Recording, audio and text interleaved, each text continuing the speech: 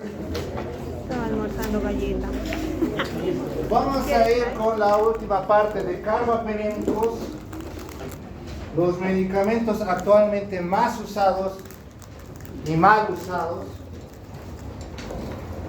porque tienen un amplio espectro y creen que hay que lanzar bombas atómicas a todos los enviados de todos. Así que ahora nos van a explicar por qué, qué vienen, qué van, etcétera, etcétera, etcétera. Empiece. Vamos a hablar de los carbapenémicos.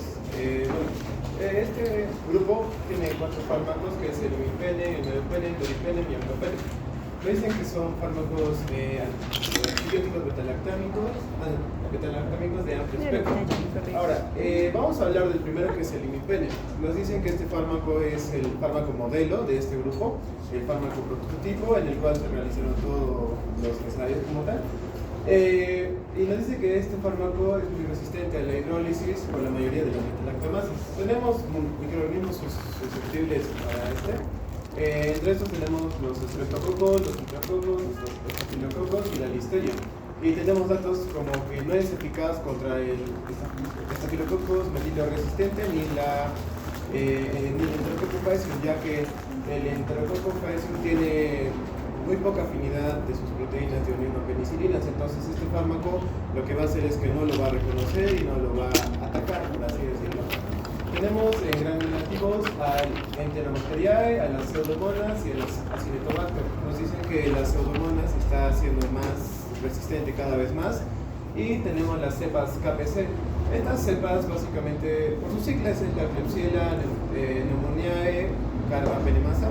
Estas lo que van a hacer son, las bacterias lo van a producir, y cuando el fármaco, como en este caso el imipenem, va a ir como a atacar a ese microorganismo, lo que va a hacer que esta enzima es que va a degradar al fármaco y no lo va a dejar actuar. Entonces es una cepa muy peligrosa, el cual están utilizando algunos fármacos muy antiguos o algunos fármacos de hasta doble compresión.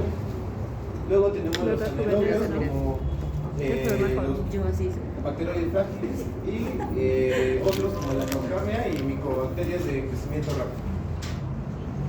Ahora, en su farmacocinética tenemos que el imipenem siempre se va a suministrar con la siguiente. Este va a tener una administración por vía intravenosa, no tiene que administrarse por vía oral. Una vez en el sistema, por la distribución sistémica, tiene un tiempo de vida medio de 1 hora. Y lo que va a hacer es, ¿por qué se da la cilastatina con el imipenem? Es porque en los riñones, en las células del túbulo proximal, en el borde del cepillo va a haber una enzima. Esta es la dibacteriasa renal. Lo que va a hacer esta es que si damos solo el imipenem, va a agarrar el imipenem y lo va a degradar y lo va a convertir en un metabolito inactivo. Lo que hace la cilastatina es que va a tirarse a esa enzima y va a hacer que el imipenem tenga más concentración, entonces no lo va a degradar. Su eliminación es por vía.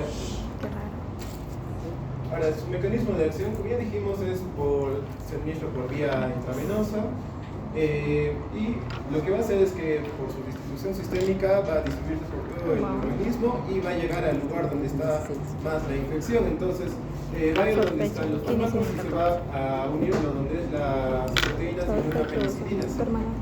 Aquí va a hacer que va a inhibir la producción de la pared celular, y por presiones, pues la presión interna le va a ganar la externa y va a producir una lisis. Ahora, sus dosis y presentaciones. Como ya dijimos, siempre se va a suministrar la cilastatina con el imipenem. En casos leves se va a dar 250 miligramos y 250 miligramos de cada uno. En moderados 500, que es lo más recomendado y lo más usado. Pero en casos más graves se da hasta 1 gramo. Se puede dar máximo hasta 4 gramos en un día. Las reacciones adversas que se dan son náuseas, vómitos y convulsiones. Y el uso terapéutico que siempre lo usan es para infecciones pulmonares, gastrointestinales, urinarias y ginecológicas. Bueno, el tratamiento empírico que siempre lo usan es como un fármaco de última línea en algunos casos, cuando ya han fallado otros metalactámicos. Ya. Siguiendo con la exposición, vamos a ver estos fármacos. Como primera tenemos el doripenem. Este va a tener un amplio espectro, ya que va a ser especialmente para las bacterias gram negativas. Este se administra especialmente intravenoso indicado para neumonías, infecciones intraabdominales e infecciones urinarias. Su dosis va a ser de 500 miligramos intravenoso cada 8 horas. Si el paciente presenta insuficiencia renal, la dosis se va a tener que ajustar. En efectos adversos vamos a tener de náuseas, diarrea, cefalea y muy rara vez convulsiones. También tenemos las ventajas que va a ser una buena, va a ser muy buena administración contra las pseudomonas y también va a tener útil para las infecciones hospitalarias. Después tenemos el meropenem, que es especial, es uno de los carbapenémicos más usados, ya que tiene su amplio espectro para bacterias gram negativas y gram positivas. Este es más utilizado, ¿por qué? Porque es menos riesgo de convulsiones, al contrario de las otras dos. En las indicaciones vamos a utilizarlo más para meningitis, neumonía grave, infecciones intraabdominales, infecciones urinarias, infecciones de piel, tejidos blancos. La dosis, como dice, va a ser de 500 miligramos a 1 gramo, intravenoso cada 8 horas y va a ser en meningitis 2 gramos intravenoso cada 8 horas. Sus efectos adversos van a ser náuseas, diabetes, cefalea. Y sus ventajas va a ser que es una buena penetración para el sistema nervioso central y también es muy útil para meningitis. Y por último tenemos el ertapenem, que va a ser tiene un amplio espectro, pero este es menor actividad contra las pseudomonas. Este es utilizado para infecciones intraabdominales, infecciones urinarias, pero este destaca más que todo en infecciones ginecológicas. También va a ser para neumonías adquiridas en la comunidad y infecciones de piel. Este va a ser utilizado 1 gramo intravenoso o intramuscular cada 24 horas. Esa es su ventaja, esa es la ventaja de este medicamento, ya que va a ser cada 24 horas. Los efectos adversos va a ser el dolor en el sitio donde se inyectó, las náuseas, cefalea y diarrea, y como les dije, la ventaja va a ser que solo es cada 24 horas, 1 vez al día, y es muy útil para tratamientos ambulatorios para personas que no están hospitalizadas. Tenemos una frase y gracias.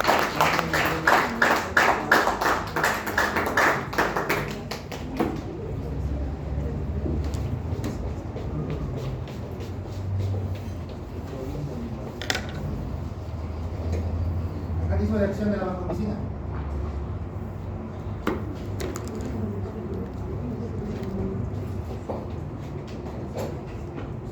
¿Cómo funciona la vancomicina? De frente, estaba yo otro partido. ¿Qué es la vancomicina? Es para bacterias. ¿Qué es? ¿Para qué sirve?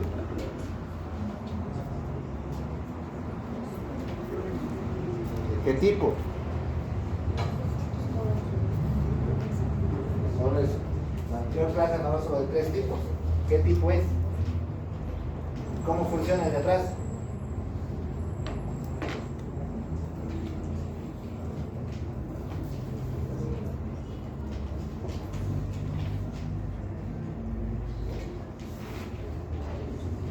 Para bacterias gram positivas. No he dicho para qué sirve, he dicho mecanismo de acción. Es muy distinto. A ver.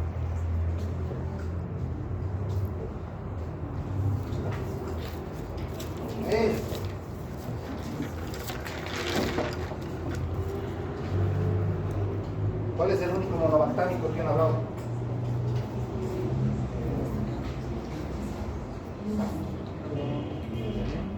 No, monobactámico.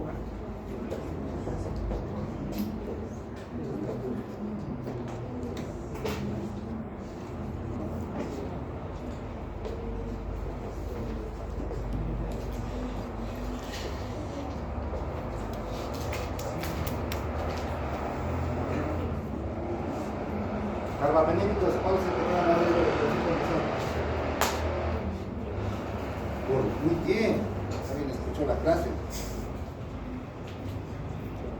Vuelvo a repetir, si no van a empezar a repasar, pues no vamos a aprender nunca. Y esta es cuestión de hablar 1 y 1000 veces antibióticos. Como les digo, son cosas que les van a salvar la vida. Bueno, no a ustedes, bueno, también de las demandas, ¿no? Pero les van a salvar la vida a los pacientes. De los monobactámicos, el único que no hablaba era del Astreonam. ¿Por qué? Porque es muy tóxico las otras familias que se han empezado a crear. Y la más segura era el Astreonam. ¿Ya? Los glicopéptidos, estamos hablando que es la vancomicina o la teicoplamina, cuyo mecanismo de acción es. Todas estas van a inhibir síntesis de pared. Hay que ser más fino. ¿En el intestino? ¿Qué? Solamente en el intestino. No. Pero tiene algo que ver con eso por lo que está indicado, digamos, para una cepa, para una enferma en específico. ¿Cómo es? Frutas, ¿qué hacías la vancomicina? No me hagan matarlos y golpearlos. Porque todos son inhibidores de pared. Pero como hemos visto, hay algunos que son más específicos a PBPs. Hay otros que actúan a nivel de, como la vancomicina, o hay otros que actúan a nivel de, como los carbapenémicos.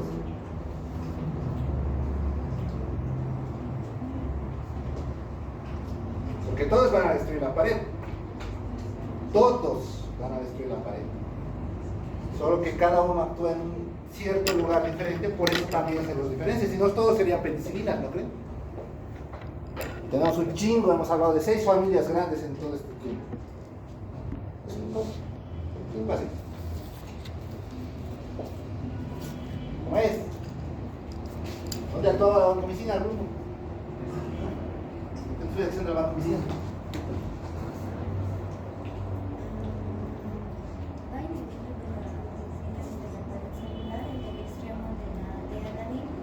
Exactamente, en la asociación o en la función de la adenina. ¿Listo? A diferencia de los PBPs, que actúan sobre ciertos lugares, como las penicilinas en el PBP1, PBP2, como han hablado en un grupo de las penicilinas. ¿Listo? ¿Ya? Entonces, por esa misma situación, es que como tiene un mecanismo de acción distinto, es que, digamos, no se puede asociar con otros tipos de medicamentos. ¿A qué me voy? Por ejemplo, no van a asociar amoxicilina con penicilinas, por ejemplo, porque tienen el mismo mecanismo, van a actuar sobre los mismos receptores. ¿Listo? Entonces, van a estar, por más que uno tenga más espectro, lo único que van a hacer es, van a saturar los receptores, las enzimas, y por tal motivo ninguno de los dos medicamentos va a funcionar. ¿Me dejo entender? Por eso hay que saber con qué voy a asociar, y por eso tengo que saber los mecanismos de acción. Obviamente inhiben pared, por eso, digamos, hay asociaciones cuando, por ejemplo, queremos ampliar mucho el espectro. Hay todo lo que los doctores hacen es iniciar, por ejemplo, inhibanco. Ambos inhiben la pared celular. ¿Cuál es el chiste? Que uno actúa sobre un nivel distinto que otro. Por eso también hay una mejor sinergia, y por eso también la bacteria puede ser eliminada con mayor facilidad. Aunque eso, la verdad, no es lo recomendable. Pero hay muchos doctores que así apuntan, así lanzan bombas atómicas cuando no deberían.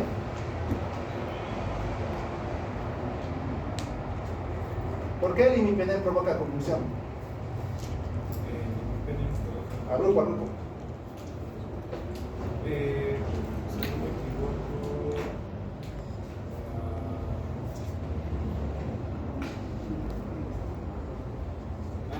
era porque a nivel generación, si no me equivoco, tenía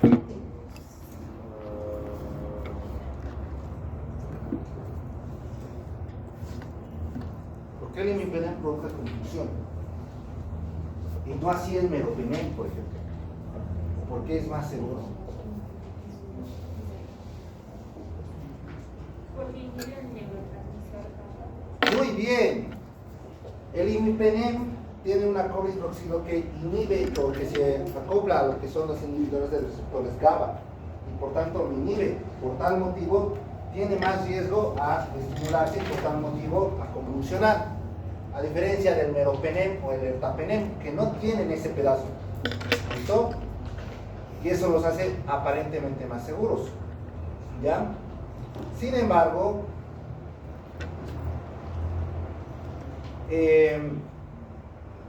nosotros, por ejemplo, cuando vemos un paciente que está convulsionando, o pensamos que es secundario a un proceso de meningitis, lo primero que hacemos es darle amplio espectro. Y lo primero que hacen es iniciar el imipenem. sin saber, ¿el limipenel pasa la barrera hematoencefálica, sí o no?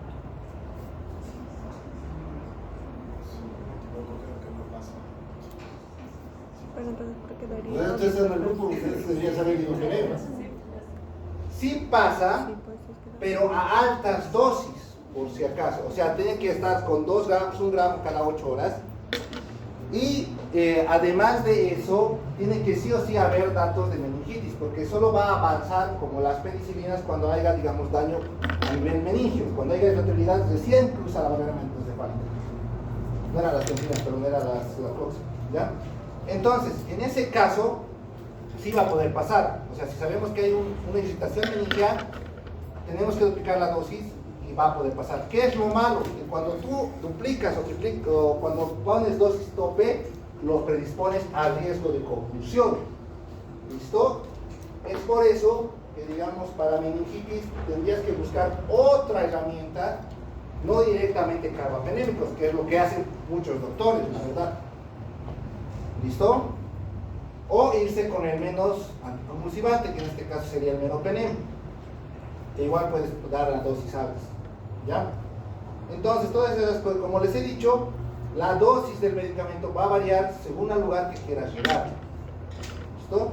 No es lo mismo tratar una ITU que tratar una meningitis. ¿Listo? ¿Ya? Y como hemos visto, no todos los medicamentos van a poder pasar la barrera hematoencefálica. Algunos necesitan sí o sí que esté inflamado la meninge para poder llegar. ¿Listo? ¿Cuál es la diferencia entre cloxacilina y vancomicina? La parte del mecanismo de acción. ¿Qué era la cloxacilina?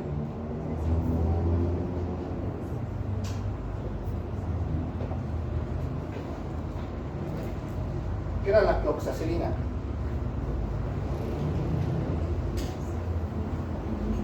Vamos a irnos con casos clínicos. Tengo un paciente con osteomielitis. ¿Listo? Ustedes tienen un niño que se ha caído hace un mes. Tiene una fractura, nadie le ha pelado bola y se ha hecho osteomielitis. ¿Listo? Se ha hecho osteomielitis. ¿Qué le van a dar? ¿Cloxa o vancomicina? ¿Por qué? Ambos dos van contra Staphylococcus aureus, que es lo más probable que sea una infección por osteomielitis. Lo más probable. ¿Ya? ¿Qué le van a dar? ¿Cloxa o vanco? ¿Por qué?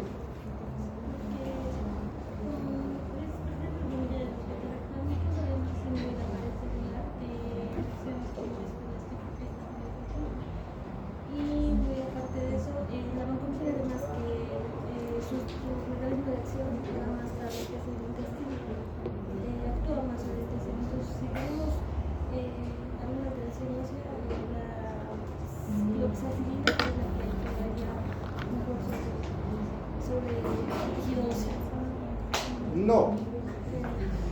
Estabas bien hasta cierto punto.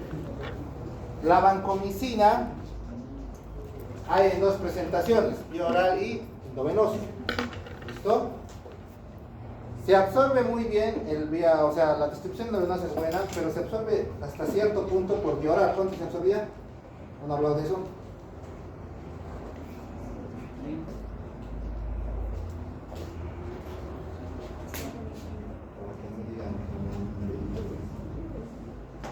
Pues escucho, muchachos, aunque no lo crean.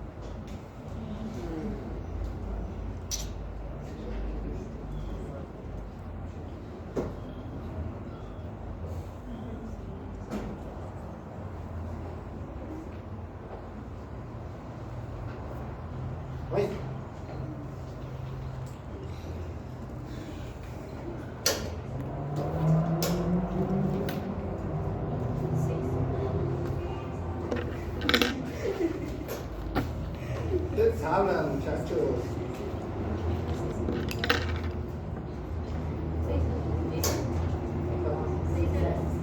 A veces es tiempo de vida. Por vía endovenosa, la vancomicina se absorbe hasta un 90%, por vía gastrointestinal, por un 60%. ¿Cuál es la diferencia? que la vancomicina gastrointestinal solo está indicado más que todo para una infección. ¿Qué es? Muy bien, infección por Clostridium. ¿Listo? Porque ¿qué es el Clostridium? Que responda. Bájale su punto. Sí.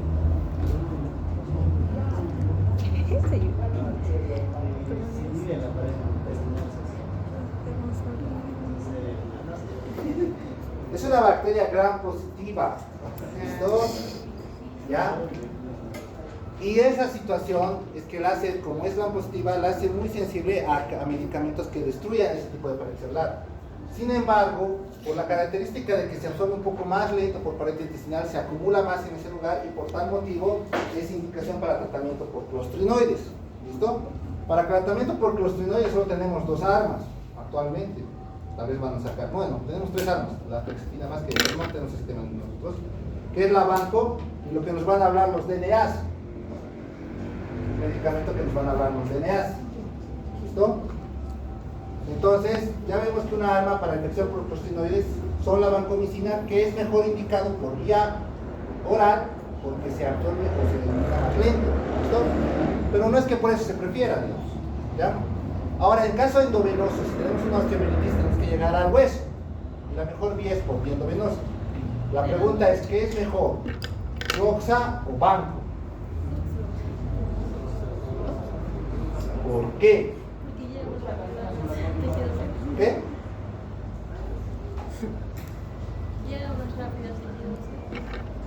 Todas van a llegar, tienen una discusión buena, la por vía endovenosa, la cloxa y la banco, ambos.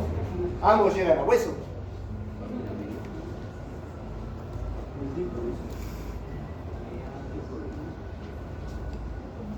¿Cómo es?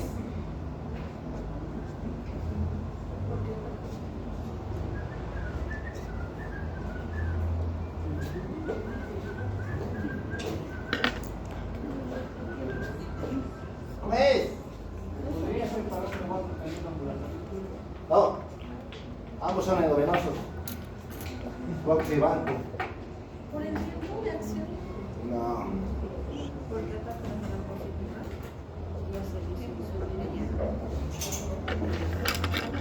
¿Qué era la cloxa? Entonces después de mentira, ¿no? Ah, no, no, después. ¿Qué era la cloxa?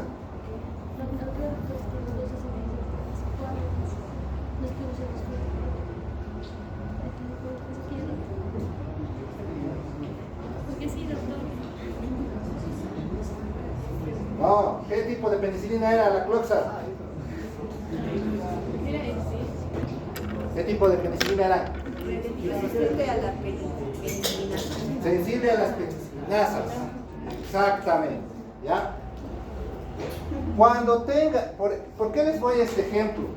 Porque por esa falta de conocimiento es que empieza a haber las resistencias. ¿Listo? ¿Cuál es la diferencia entre cloxa y banco? Es muy simple. La cloxa es sensible a penicilinasas, o sea, a una infección. ¿Listo? En cambio, la banco es meticilino resistente. ¿Listo? Se lo reserva solo en casos de resistencia a resistencia bacteriana. ¿Me dejo entender? ¿Listo? Tu primera arma de por sí tiene que ser cloxa. ¿Listo? ¿Por qué? Porque no quiero que el virus mute y quiero que simplemente matarlo a la pinche bacteria. ¿Listo? Pero si me voy directo a banco, tengo 2 caminos. Si no lo hago bien, puede ser que tenga la infección, pero si lo hago mal, puedo hacerlo resistente. De ahí empiezan las resistencias, porque no sabemos, empezamos a darle lo más fuerte sin haber probado antes lo ideal para el paciente. ¿Listo? Como vamos a ver en una de las últimas clases que vamos a hablar de antibióticos, que os voy a dar un pequeño artículo que estoy adelantando, las resistencias son más que todo por mal uso, pero porque tomamos malas decisiones. ¿Listo? Si tú, digamos, tienes un paciente que recién se ha internado, puedes pensar en escalar, pero si es su primera infección que está viniendo por esa situación, entonces no tienes que lanzarle una bomba atómica. Claro, puedes lanzarle una bomba, pero no una atómica, puedes lanzarle una bomba menor, que sabes que va a tener resultados si es su primera infección. No creo que se haya infectado en la calle con un meticilino resistente, ¿no ve? Puedo pensar en infecciones intrahospitalarias y ahí puedo pensar tal vez en agregar o escalar. ¿Listo? Sin embargo, si es su primera infección, la primera vez que tiene una esterilitis, entonces tengo que calcular un poco que sea que va a ser sensible. Porque las resistencias de ella empiezan. Porque, como les vuelvo a repetir, no sabemos administrar el medicamento. No sabemos los horarios, no sabemos los tiempos y no sabemos que algunos se tienen que distribuir más lento. El caso de la vancomicina, que era el síndrome del hombre rojo. Al grupo.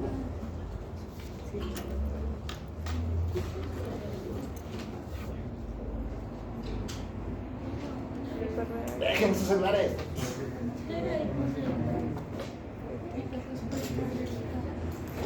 Síndrome del hombre rojo o del cuello rojo.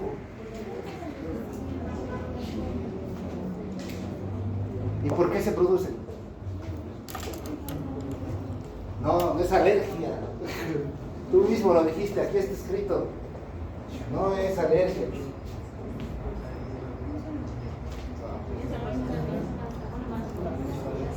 Ya está, no es reacción alérgica. Ustedes escriben esto, les veo.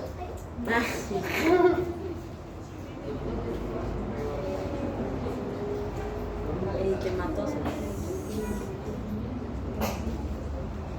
¿Cómo es? Por la taquicardia, pues. Aumento.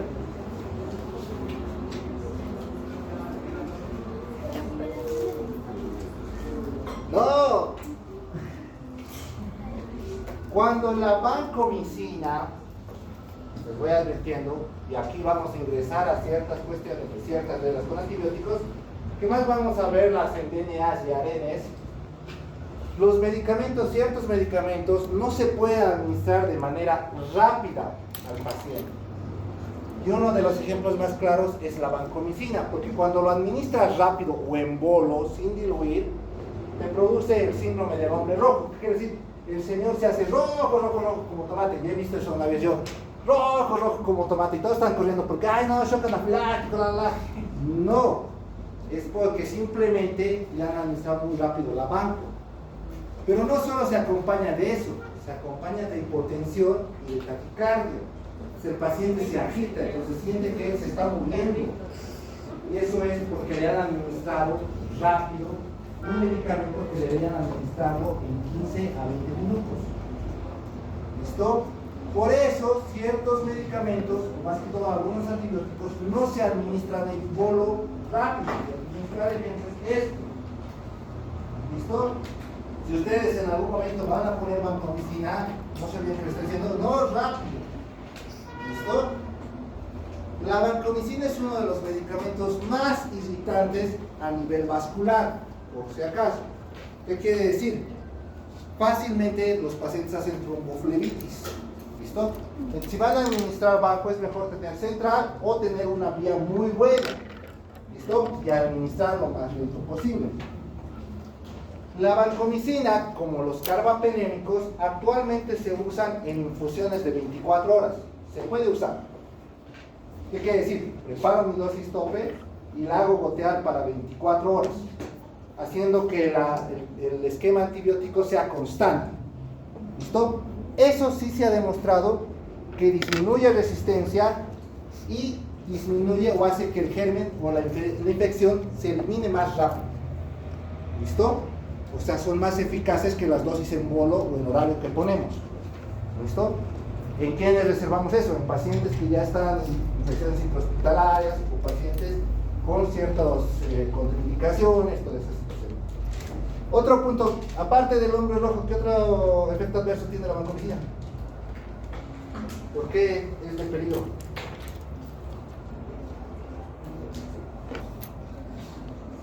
Mucha tarda, es un tema.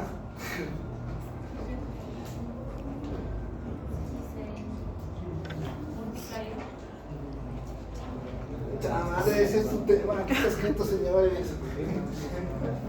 Pero también puede Nefrotoxicidad. ¿Listo? Por tal motivo, la banco va a tener ajuste renal. ¿Listo?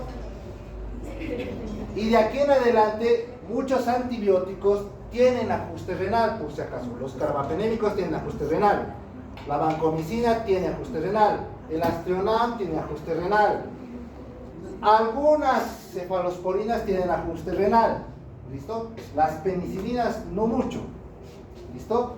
Entonces, nosotros ya de por sí no es tan contraindicado, pero sí pueden producir falla renal si se lo administra de golpe o a grandes dosis. ¿Listo? ¿Ya? Entonces, por esa situación ustedes también, por eso también se prefiere la infusión continua, por ejemplo en el caso de la banco, para evitar el daño renal. ¿Ok? Entonces ustedes tienen que estar empezando a familiarizarse que todos los antibióticos tienen un ajuste renal, o algunos antibióticos tienen un ajuste renal. ¿Dónde están las cefalosporinas? ¿Dónde están? Grupo cefalosporinas. Ustedes son pues, está ahí mirando. La cefotaxima, ¿tiene ajuste renal?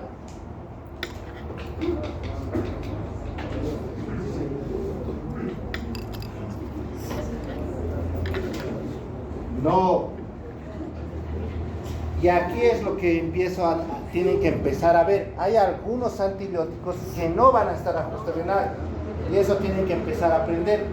La Cefo y la Ceftri no tienen ajuste renal. Por eso son más seguras para pacientes renales. Sin embargo, si ustedes tienen, digamos, por ejemplo, un paciente renal nefrotóxico, digamos, un paciente con enfermedad renal crónica que está con una infección por catéter con Staphylococcus aureus, que es penicilino resistente y meticilino resistente, y tienen que ir a la banco, ¿en qué momento van a usar la banco? ¿La grupo?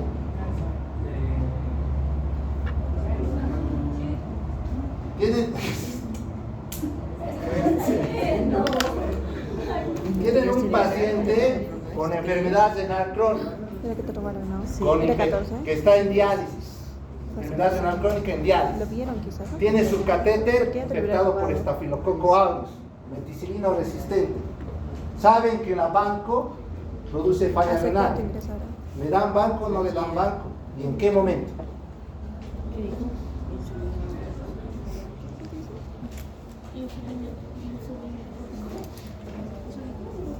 Pues Les puedo mostrar el Doriflexin, que también tiene unas funciones, pero este va a ser con un ajuste, o sea, tiene un ajuste si tienen el paciente insuficiencia renal, no sé, pero no tiene. ¿puede notar antibióticos? Sí, pero si es meticilino resistente.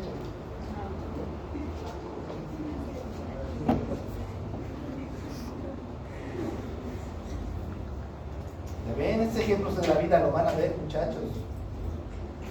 Yo no me siento tan experto, pero ya he visto tantas cosas. Y sí se puede. Ya, a pesar de que tenga enfermedad, se ajusta la dosis a dosis renal, como les vuelvo a repetir. Sin embargo, se lo va a administrar post-diálisis, no antes de la diálisis. ¿Por qué?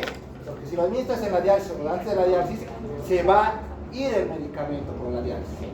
Entonces prefiere acabar el paciente que haga su tratamiento de diálisis, le pones el medicamento y hará que haga su efecto y puedas matar al germen.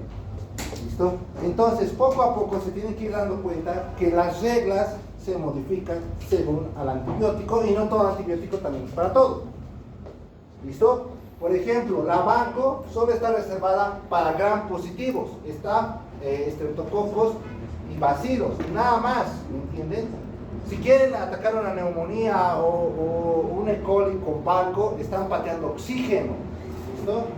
¿Ya? ¿Por qué no les pega tanto a las gram negativas?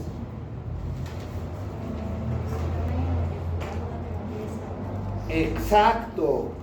Es tan grande la molécula que no puede pasar la barrera. ¿Listo? Por esa situación es que en vano van a intentar a darle esto a algún gram negativo. Sus indicaciones de la banco son directas o explícitas. ¿Listo? ¿Ya? Ahora, con los que a mí me gustan, porque estos no dan respeto. Todos los carbapenémicos, todos tienen función gram positiva, gram negativa, anaerobios y uno que otro antipseudomónico. Bueno, casi todos son antipseudomónicos, excepto él. ¿Cuál es antipseudomónico de los carbapenémicos? Ertapenem. Muy bien. ¿Listo?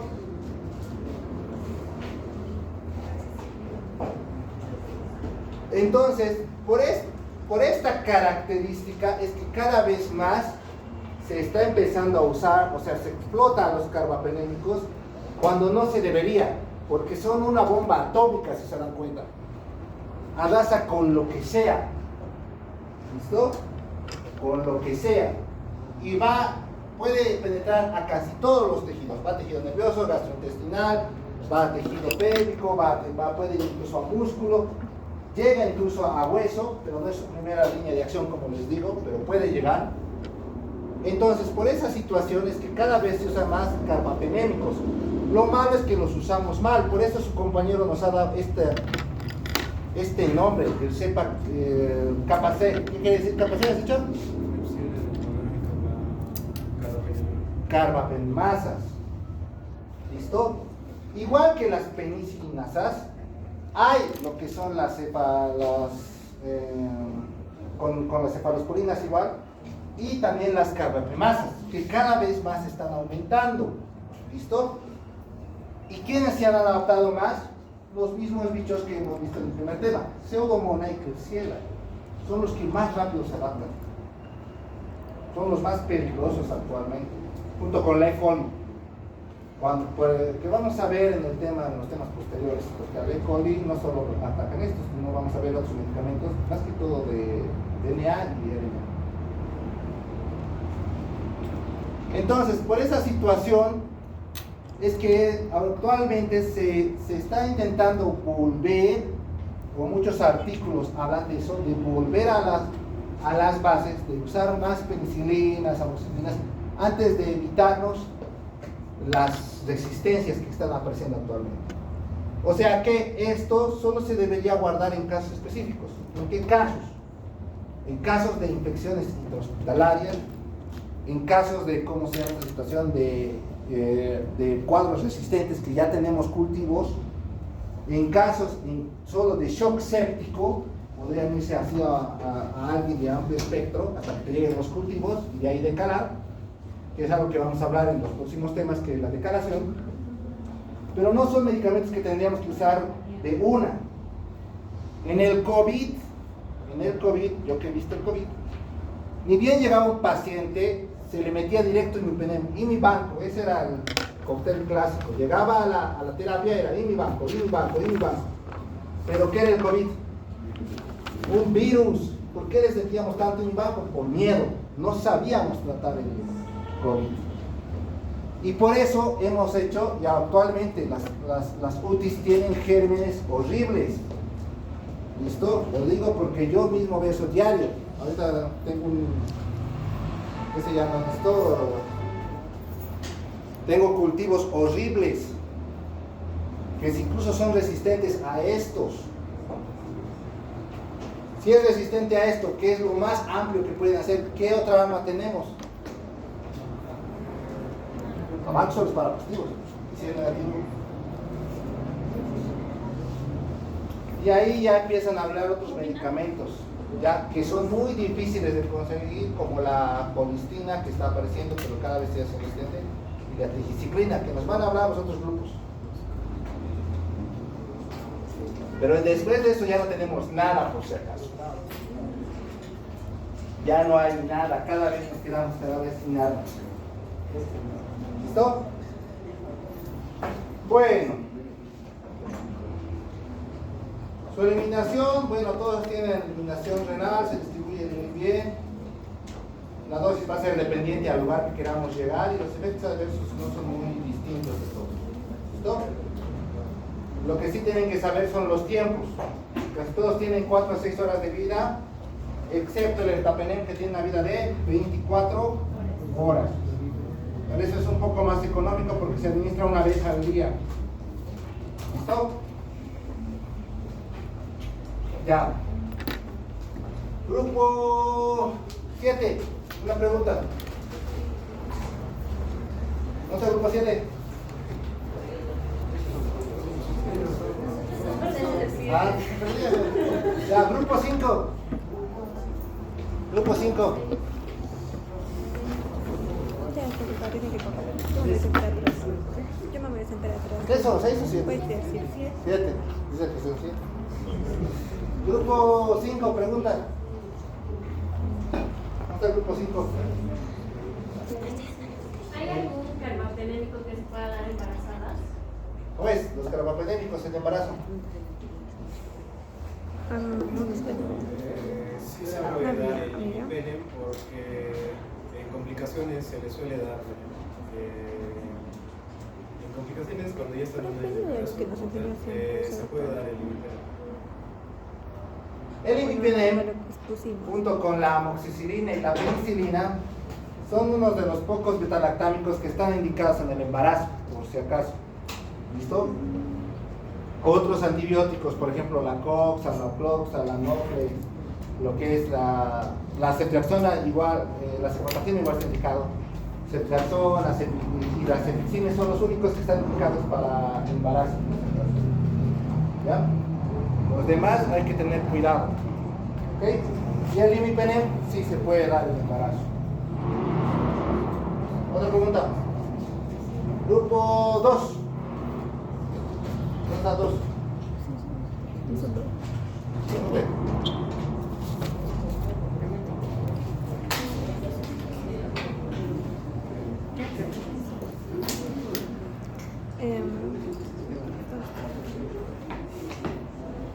¿Qué es la síndrome de nombre?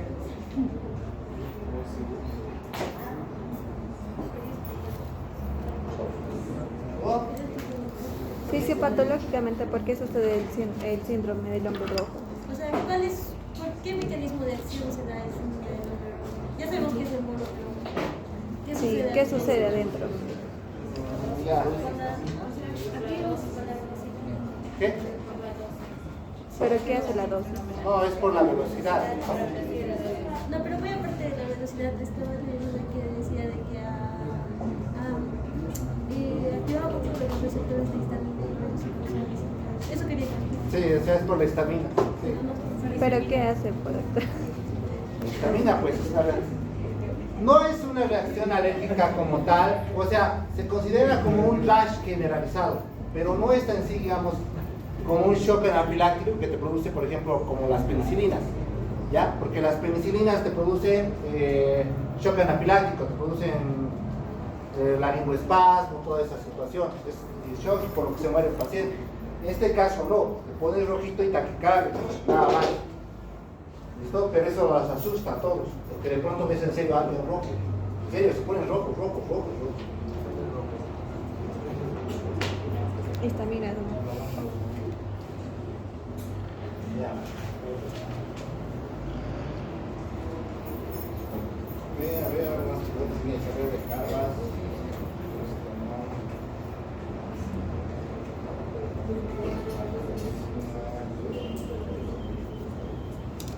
Ya, no me acuerdo, ¿cuál va a ser?